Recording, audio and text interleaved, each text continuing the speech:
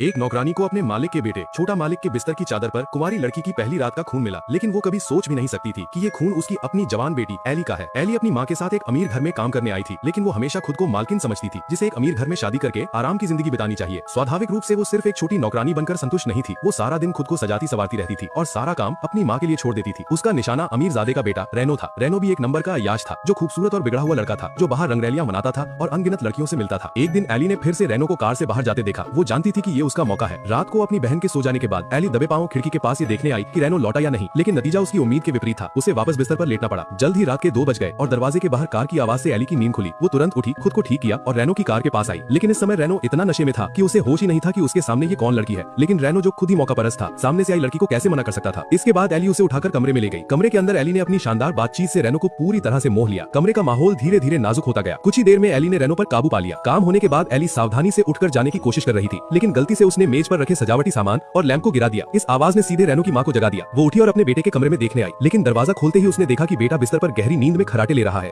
और उसे दरवाजे के पीछे छिपी एली का बिल्कुल पता नहीं चला। उसने बेटे के लिए जमीन से चीजें उठाई और सावधानी से उसे चादर उठा दी। इस दौरान एली दरवाजे के पीछे छुपी हुई थी और सांस लेने की हिम्मत भी नहीं कर पा रही थी। जब मां कमरे से बाहर निकली तो एली ने आखिरकार राहत की सांस ली। इस 1 मिनट ने एली के पैर कंपा दिए थे। इसके बाद एली भागकर अपने कमरे में गई। कमरे में उसकी बहन एला उसका इंतजार कर रही थी। बहन के इतने बिखरे बाल देखकर एला ने पूछा कि क्या हुआ। एली ने झूठ बोला कि वो टहलने गई थी और बाल हवा से उड़ गए। इस रात के बाद एली को लगा कि वो रातों रात अमीर घराने की बहू बन जाएगी, लेकिन अगले दिन रेनो ने उसकी तरफ देखा भी नहीं, बल्कि उसने एला को नमस्ते किया। जाहिर है कि उसे लगा कि पिछली रात एला उसके साथ थी। एली ने एक भी मौका नहीं गवाया और तुरंत पीछा किया, लेकिन वो रैली की गलतफहमी को दूर करने की हिम्मत नहीं कर पाई। लेकिन एली इतनी आसानी से हार नहीं मानने वाली थी। शाम को जब रेनो घर लौटा तो एली पहले से ही कमरे में उसका इंतजार कर रही थी। अय्याश रेनो भला सामने से आई औरत को क्यों मना करता, लेकिन ठीक उसी समय रेनो की माँ उससे कुछ बात करने के लिए उसे ढूंढ रही थी। उसने सोचा कि रेनो शायद कमरे में है और जैसे ही उसने दरवाजा खोला उसे सामने एक शर्मनाक मंजर दिखाई दिया। अब आगे क्या होगा? क्या माँ इस बार एली को देख लेगी और एली का राज खुलेगा या नहीं?